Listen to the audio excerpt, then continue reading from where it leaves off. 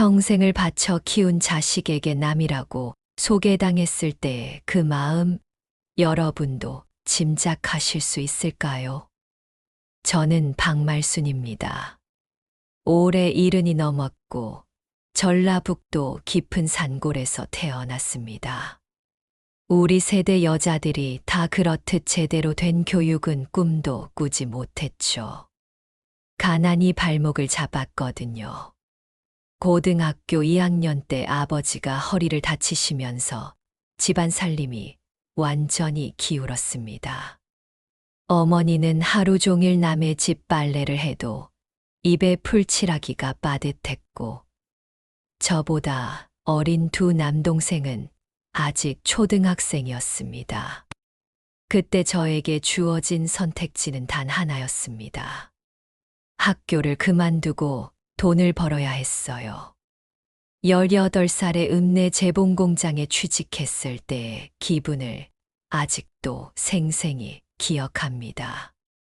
새벽 5시에 일어나 저녁 9시까지 미싱 앞에 앉아 있었죠. 손가락은 늘 바늘에 찔려 상처투성이었고 허리는 구부정하게 굽었습니다. 하지만 매달 받는 월급 봉투의 묵직함이 저에게는 희망이었어요. 동네 친구들이 하나둘 서울로, 부산으로 떠날 때도 저는 꿈쩍하지 않았습니다. 집에서 멀리 떨어질 수 없었거든요. 두 동생이 중학교, 고등학교를 졸업할 때까지, 그리고 아버지의 허리가 나아져 다시 일할 수 있을 때까지 저는 버텨야 했습니다. 20살이 넘도록 연애 한 번 제대로 못 해봤어요. 남자친구가 생겨도 데이트할 시간도 돈도 없었으니까요. 20대 중반이 되어서야 지금의 남편인 서기석 씨를 만났습니다.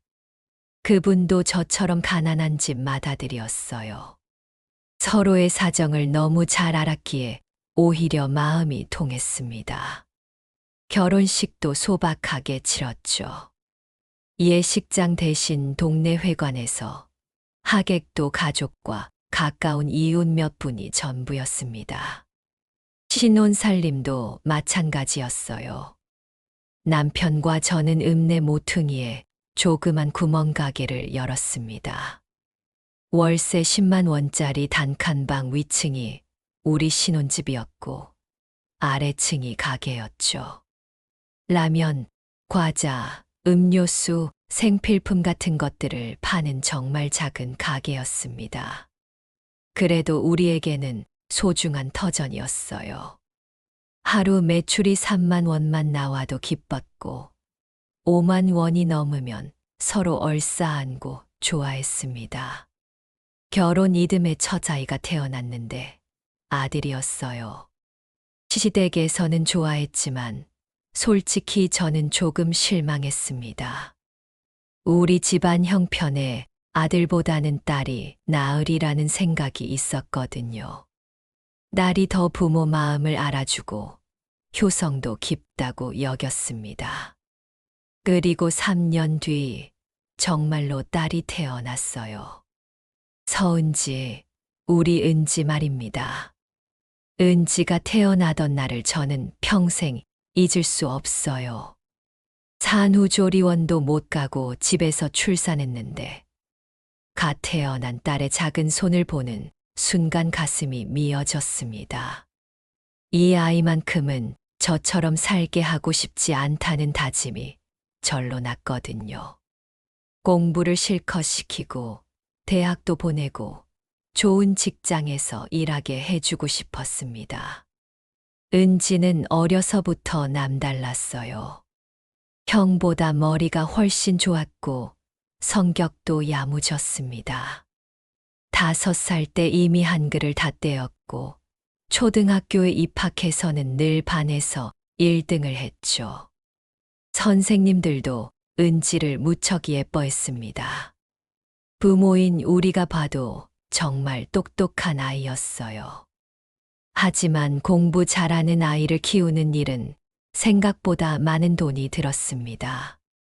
학원비, 교재비, 각종 참고서 값까지 합치면 저희 가게 매출의 절반 이상이 은지 교육비로 나갔어요.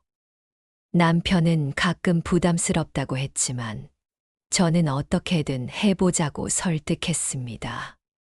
이 아이가 우리 집안의 희망이라고, 나중에 꼭 보답받을 거라고 믿었거든요. 그런 믿음이 현실이 되는 듯 했습니다. 은지는 중학교, 고등학교를 거치면서 줄곧 전교 상위권을 유지했고, 마침내 의대에 합격했어요. 그것도 장학금을 받아서 말입니다. 합격 소식을 듣던 날, 저는 가게 앞에서 펑펑 울었습니다. 20년 넘게 참아온 눈물이 한꺼번에 쏟아졌죠. 하지만 그때 저는 몰랐습니다. 은지의 성공이 저에게 가장 큰 상처가 될 줄은 말이에요. 딸이 높이 날수록 부모인 저희는 더욱 초라해 보일 거라는 사실을 그때는 전혀 예상하지 못했습니다. 자식을 키운 분들은 아시겠지만 아들과 딸은 정말 다르잖아요. 특히 저희 세대는 더욱 그렇죠. 결혼 후 남편 서기석과 함께 시작한 구멍가게 생활은 하루하루가 전쟁이었습니다. 새벽 5시에 일어나 물건을 정리하고 밤 10시까지 문을 열어둬야 했어요. 손님이 별로 없는 오후 시간에도 문 앞에 앉아 기다려야 했죠. 무릎이 아파도 허리가 끊어질 것 같아도 참았습니다. 그래야 하루에 몇만 원이라도 벌 수 있었거든요. 아들 민수는 그런 저희를 보면서도 별다른 관심을 보이지 않았어요. 남자아이들이 다 그렇듯 자기 일에만 신경 쓰고 부모 속사정은 잘 모르는 것 같았습니다. 공부도 그저 그랬고 고등학교 졸업하자마자 취직하겠다고 하더군요. 시댁에서는 아들이니까 무조건 대학을 보내라고 했지만 솔직히 성적도 안 되고 집안 형편도 빠듯했어요. 그런데 은지는 달랐습니다.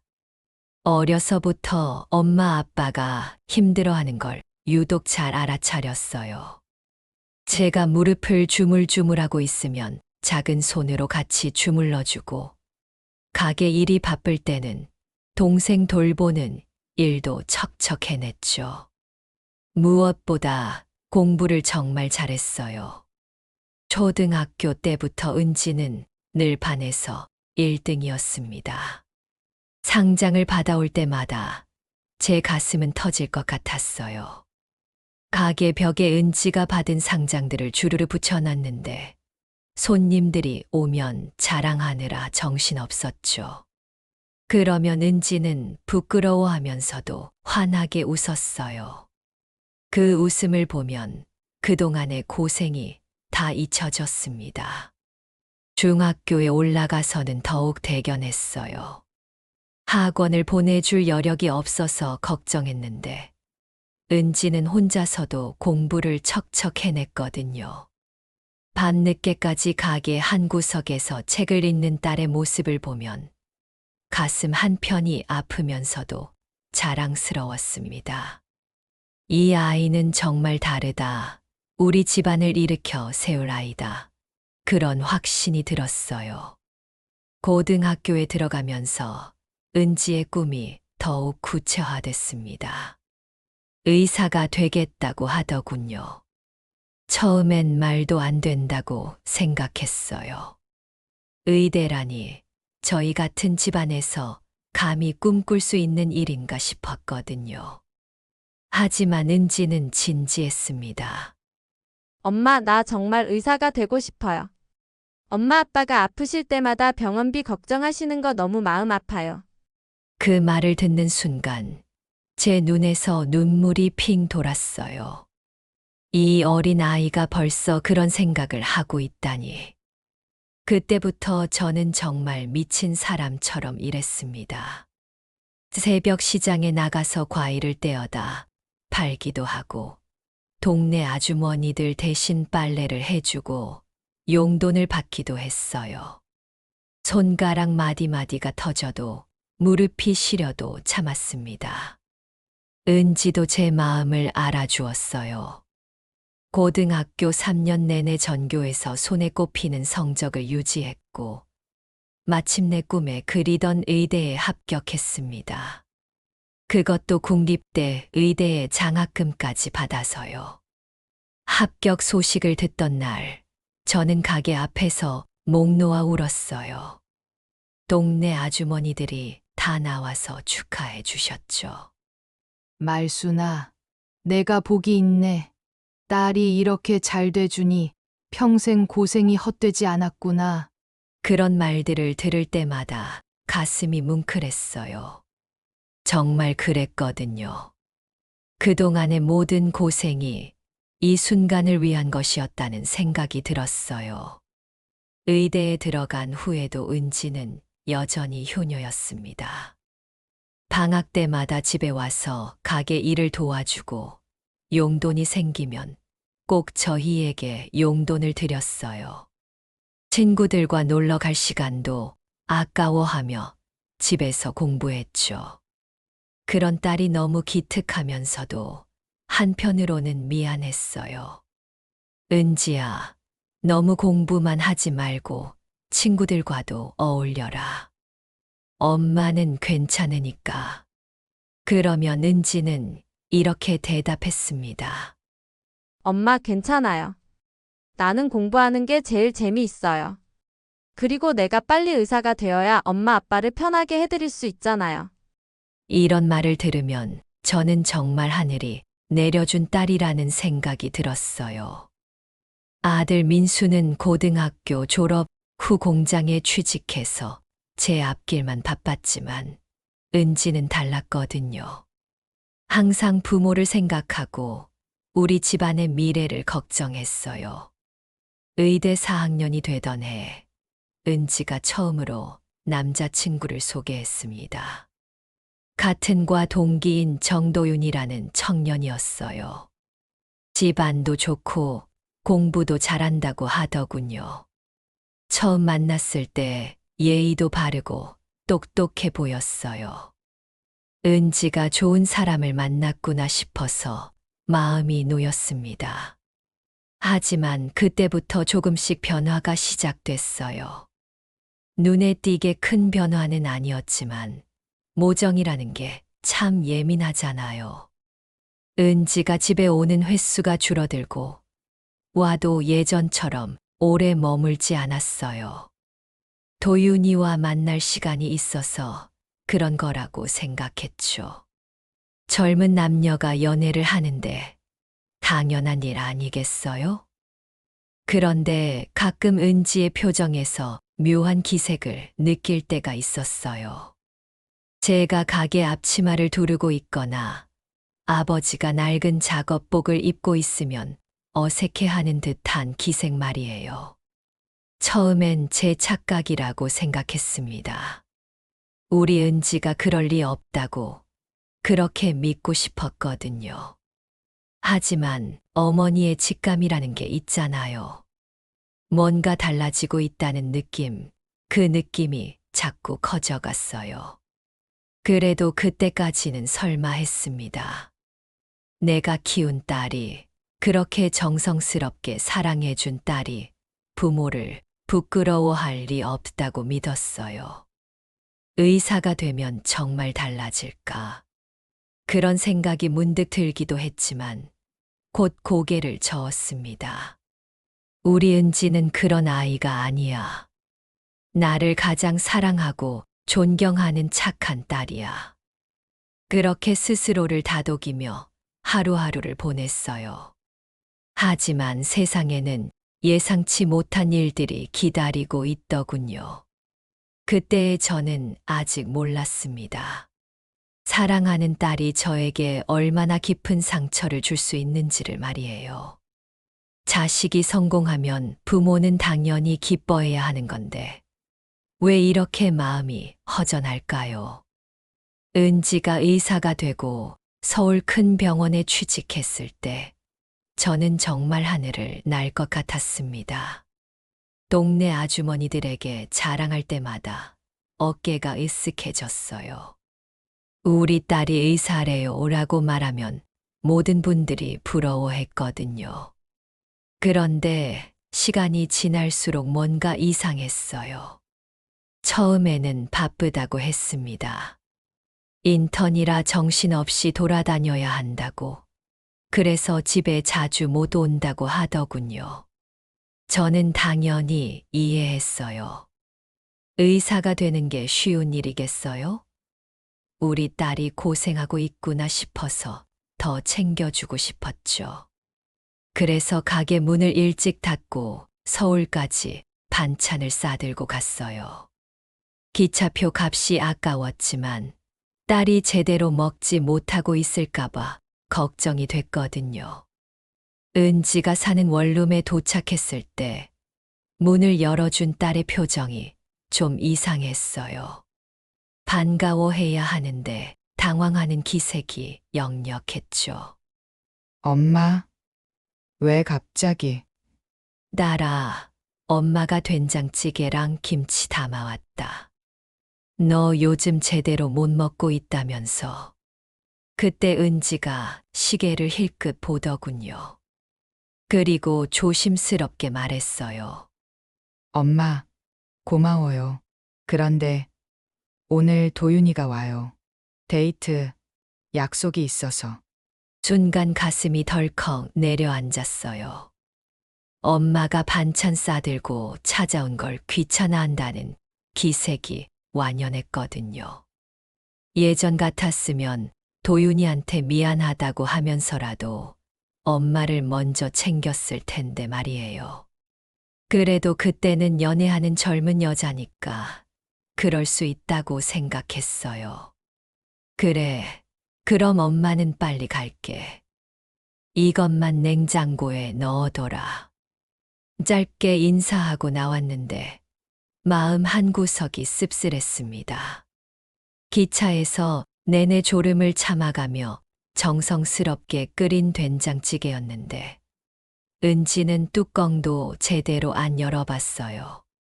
그래도 그땐 바쁜가 보다 하며 넘어갔죠. 레지던트가 되고 정도윤과 결혼 발표를 했을 때도 마찬가지였어요. 저희는 뒤늦게 소식을 들었거든요. 결혼식 계획도 다 세워놓고 나서야 엄마, 아빠, 저 결혼해요 라고 통보하듯이 말하더군요.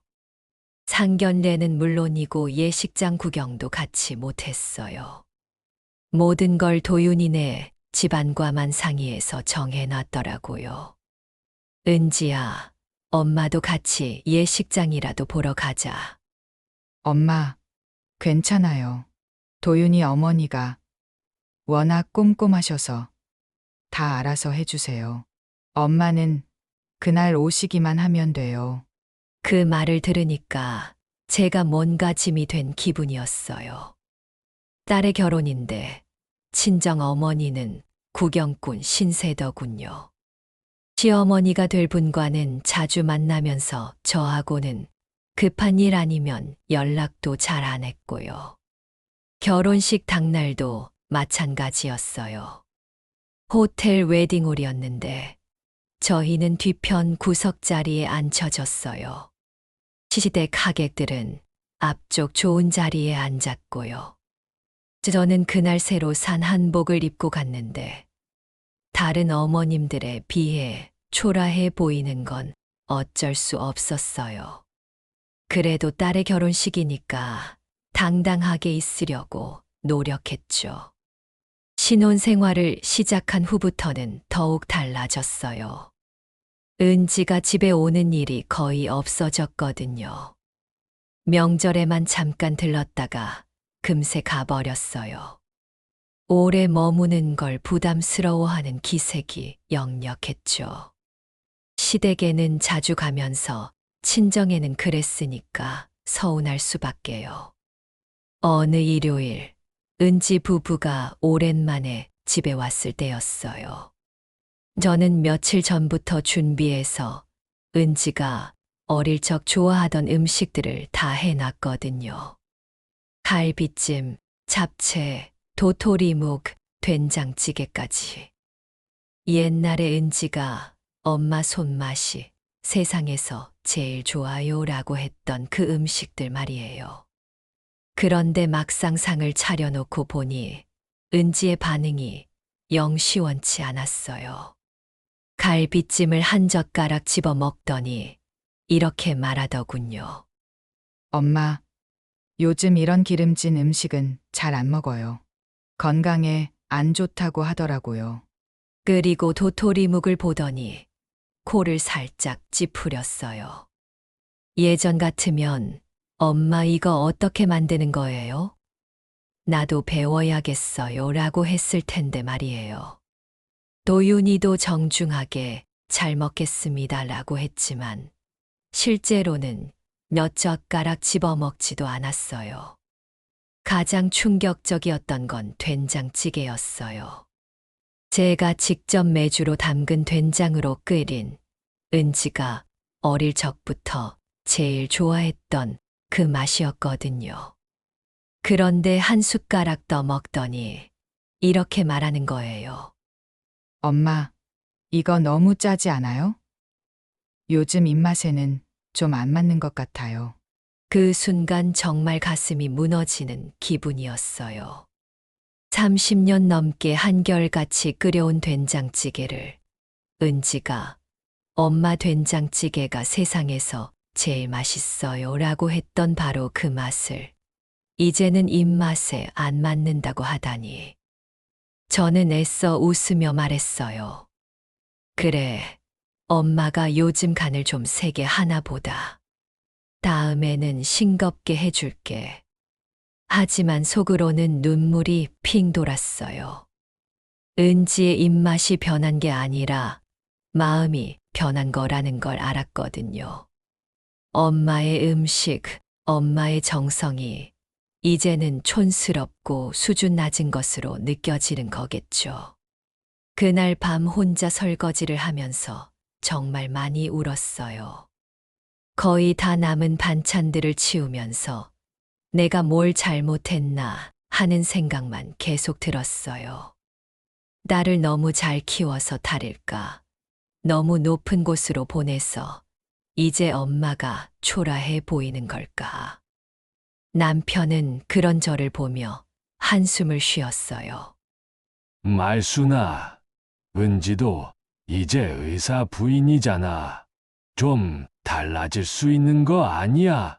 그 말이 위로가 되기는커녕 더 서글펐어요. 의사 부인이 되면 친정엄마를 이렇게 대해도 되는 건가요? 제가 바란 건 딸의 성공이었지. 딸에게 버림받는 게 아니었는데 말이에요. 그때부터 저는 알게 됐어요. 자식의 성공이 때로는 부모에게 가장 큰 시련이 될 수도 있다는 걸. 은지가 높아질수록 저희는 더 작아지고 있었어요. 하지만 그때까지만 해도 일시적인 현상이겠지. 시간이 지나면 예전처럼 돌아올 거야 라고 믿고 싶었습니다. 정말 순진했던 거죠. 더 큰 배신이 기다리고 있을 줄은 꿈에도 몰랐으니까요. 여러분, 제가 이런 얘기를 하는 게 부끄럽긴 하지만 정말 가슴 아픈 일이 있었거든요. 첫 손주 돌잔치 초대장을 받았을 때 얼마나 기뻤는지 몰라요. 70이 넘어서 드디어 할머니가 된다는 게 얼마나 설레던지. 그동안 남의 돌잔치만 구경했는데 이제 내가 주인공 할머니가 되는 거잖아요. 여보, 뭐 입고 갈까? 하고 남편한테 물어봤더니 그냥 평상복 입고 가지 뭘 그러더라고요. 아니에요. 손주 돌잔치인데 어떻게 아무거나 입고 가요. 한 벌 새로 장만해요 했더니 남편이 나이 70에 뭔 백화점이야 하면서 말리더군요. 하지만 제 마음은 이미 정해져 있었어요. 평생 남을 위해서만 살아온 제가 이날만큼은 당당한 할머니로 서고 싶었거든요. 동네 옷가게 가서 검정 정장 하나 샀어요. 값이 만만치 않았지만 손주 돌잔치에 할머니가 초라하게 보일 순 없잖아요. 잔치 당일 새벽같이 일어나서 머리도 말고 거울 앞에서 몇 번씩 옷매무새 다듬고 화장도 평소보다 정성스럽게 했어요. 남편도 몇 년 만에 와이셔츠 차려입고 말이에요. 호텔 연회장에 들어갔는데 어머나 정말 화려하더라고요. 이런 곳에서 손주 돌잔치를 하다니. 은지가 정말 성공했구나 싶어서 가슴이 뿌듯했어요. 처음엔 딸이 할머니, 할아버지 오셨네요 하면서 환하게 웃으며 맞이해 주더라고요. 그때는 정말 기뻤어요. 역시 내 딸이야. 아무리 바빠도 정은 남아있구나 싶었죠. 사위도 어머님, 아버님, 좋은 자리에 앉혀드릴게요 하면서 정중하게 인사하고 우리를 앞자리로 안내해 주더라고요. 주변에는 모르는 분들이 가득했는데 다들 말끔한 정장 차림에 품격 있어 보이시더군요. 그런데 그때부터 뭔가 이상했어요. 제가 새로 산 옷이 갑자기 촌스러워 보이는 것 같고 괜히 위축되더라고요. 그러다가 들었어요. 사위가 몇 명분들과 얘기하면서 저기 할머니, 할아버지, 앉으신 분들이에요 하는 소리를. 한 여자분이 저희한테 다가와서 안녕하세요. 처음 뵙겠습니다. 도윤이 처가 쪽 친척분이시군요 하시더라고요. 친척, 처가 쪽 친척이라고요? 저는 귀를 의심했어요. 분명히 저를 가리키면서 하는 말인데 그때 은지가 멀리서 와주셨어요. 촌에 계시는 친척 어른들이세요. 저희를 많이 아껴주시죠. 이렇게 말하더라고요. 여러분, 그 순간 제 시간이 멈췄어요. 주변의 모든 소음이 사라지고 오직 딸의 그 말만 귓속에서 맴돌았어요. 촌에 계시는 친척 어른들. 친척이라고요? 저를 친척이라고 했어요. 손이 떨리기 시작했어요. 남편도 굳은 표정으로 딸을 바라보고 있더군요. 어디서 오셨어요? 하고 그분이 친근하게 물으시더라고요. 전주에서. 겨우 입을 열어서 대답했어요. 목소리가 떨렸거든요. 대화는 계속됐지만 제게는 아무것도 들리지 않았어요. 머릿속이 하얗게 비었어요. 지난 70년의 삶이 파노라마처럼 스쳐 지나가더라고요. 은지를 낳던 날, 밤새 앓는 아이를 업고 병원을 뛰어다니던 날, 학비 마련하려고 새벽까지 일하던 날들. 그런데 은지가 제 어깨에 와서 속삭이더라고요. 엄마, 시댁 어른들이 계셔서 이해해 주세요. 이해해 달라고요. 무엇을 이해해 달라는 거예요? 저는 딸의 얼굴을 찬찬히 바라봤어요. 한때는 엄마 사랑해요 하며 제 품에 안겼던 그 아이가 지금은 저를 남처럼 대하고 있더라고요. 아니, 남보다 못하게. 더 기가 막힌 건 뭔지 아세요? 잔치 중간에 사위 아버지가 축사를 하는데 사돈 어른들께서 의사 선생님인 딸을 이렇게 잘 키워주셔서 이러더라고요. 저는 주변을 둘러봤어요. 모든 시선이 정장 차려입은 다른 중년 부부한테 쏠려 있더라고요. 그제서야 깨달았어요. 사돈 역할을 다른 사람들이 하고 있다는 걸. 아마 은지 대학 은사님이나 의사 선배 부부겠죠. 그럴듯한 배경과 품격을 갖춘 분들 말이에요. 여러분, 그때 제 가슴이 터질 것 같았어요. 평생을 바쳐 키운 딸이 저를 이렇게까지 부정할 줄이야. 체면 때문에, 사회적 지위 때문에 친부모를 친척으로 둔갑시키다니. 남편이 조용히 집에 가자 하더라고요. 더 이상 못 보겠어. 그러면서 저는 남편 손을 꽉 잡았어요. 평생 함께 고생한 남편조차 이 모욕을 견디기 힘들어하고 있었거든요. 저희가 일어서니까 은지가 급하게 다가와서 어디 가세요? 아직 돌잡이도 안 했는데 그러더라고요. 남편이 낮은 목소리로 우리가 있으면 내가 불편할 것 같아서 했더니 아버지, 그런 말씀 마세요. 그냥 상황이 복잡해서.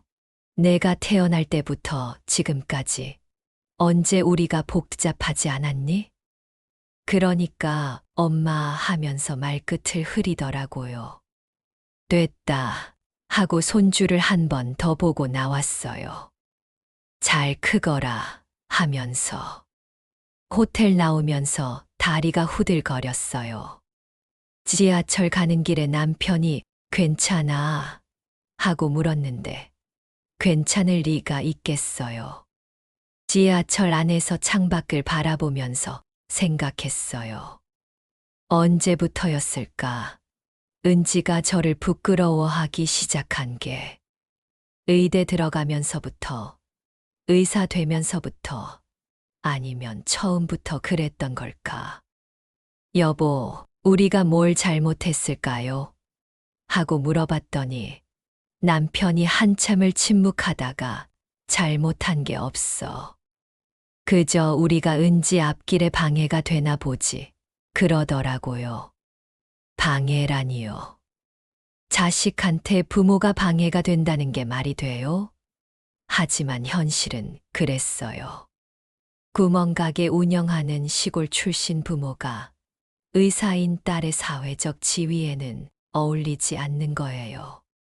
그날 밤 잠을 못 잤어요. 머릿속에 온통 그날 일들이 맴돌더라고요.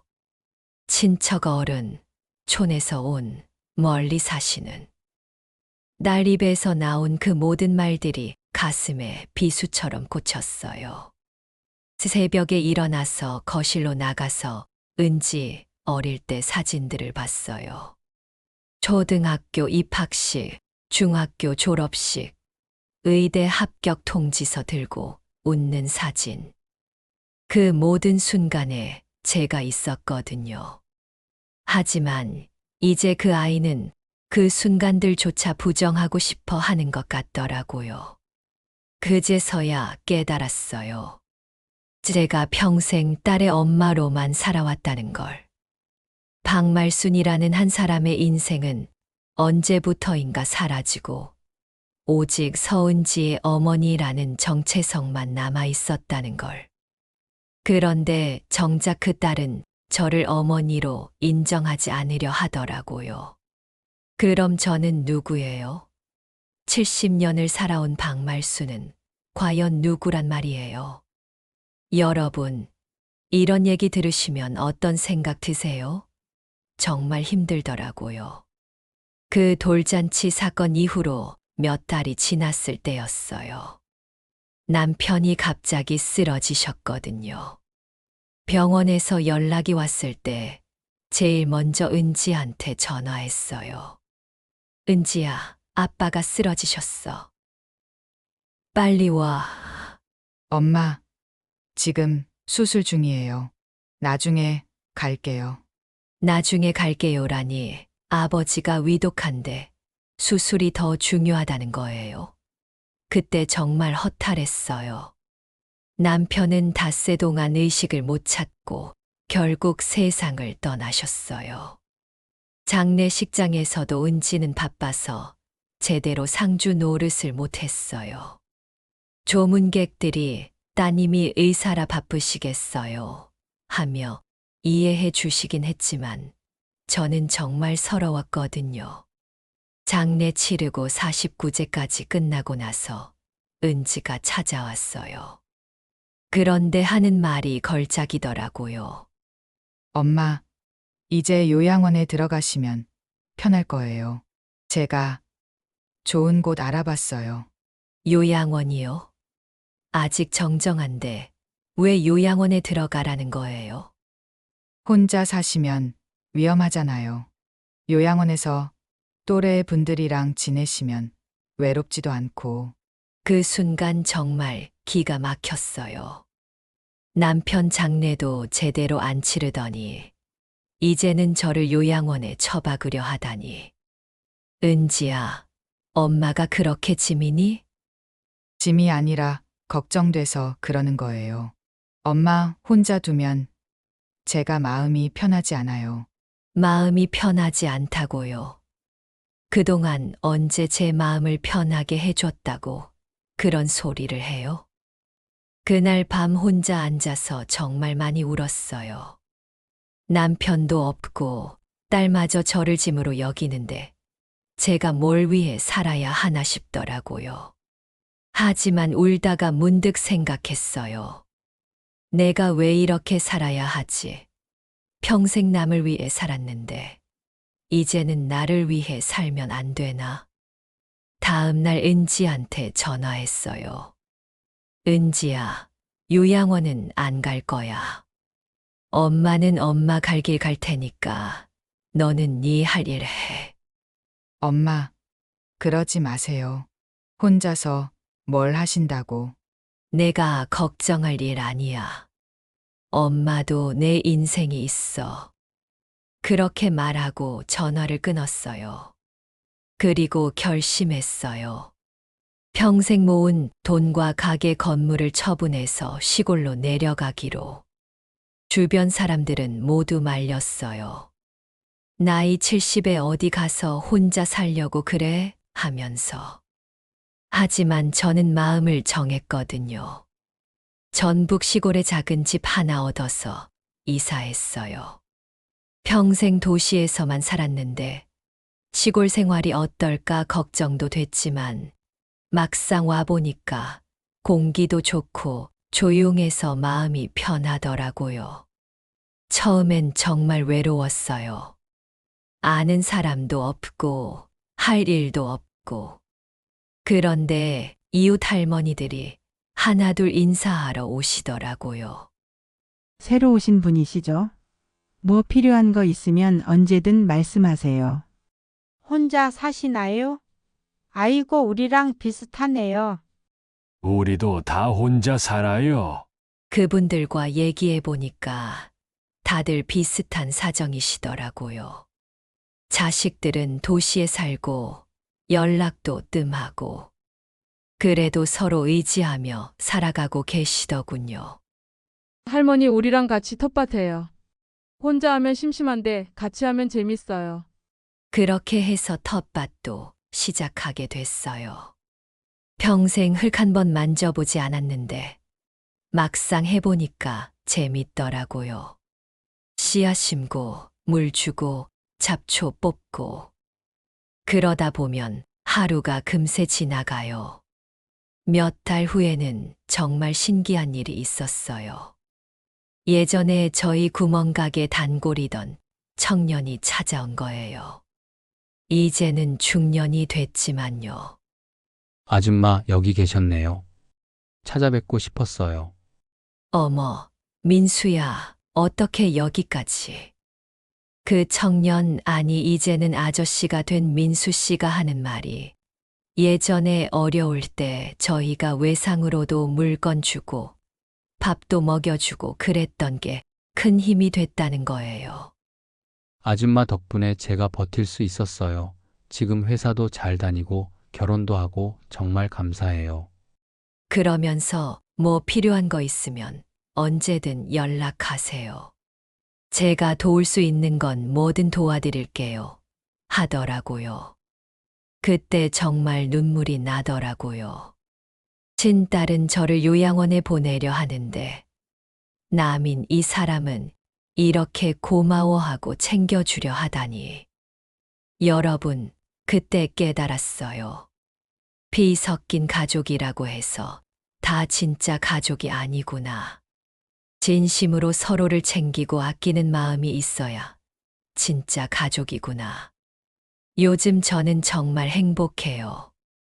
아침에 일어나서 텃밭에 나가고 이웃 할머니들과 수다 떨고 저녁에는 TV 보면서 뜨개질하고 누구 눈치 볼 일도 없고 누구한테 실망할 일도 없어요. 은지한테서는 한 달에 한 번 정도 안부 전화 와요. 엄마, 잘 지내세요? 이렇게. 저도 응, 잘 지내고 있어. 하고 대답해요. 예전처럼 서운하지 않아요. 기대를 안 하니까 실망도 없더라고요. 가끔 손주 생각이 날 때도 있어요.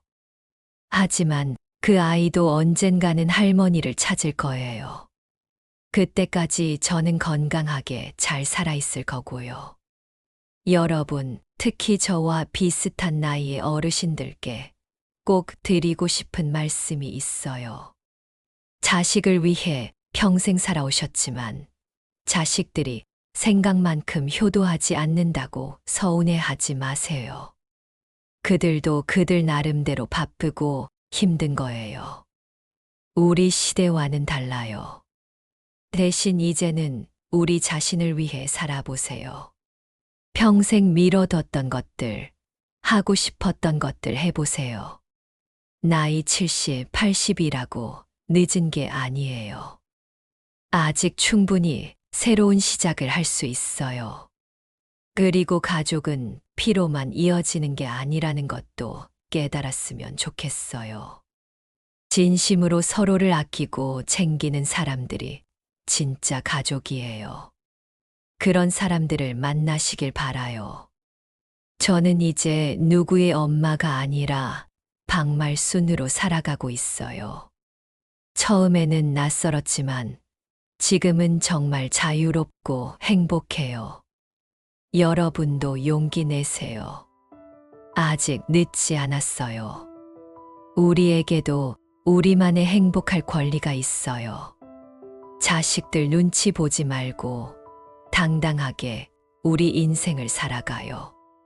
그게 제가 이 힘든 경험을 통해 얻은 가장 소중한 깨달음이에요. 여러분도 꼭 행복하시길 바라면서 제 이야기를 마칠게요. 감사합니다.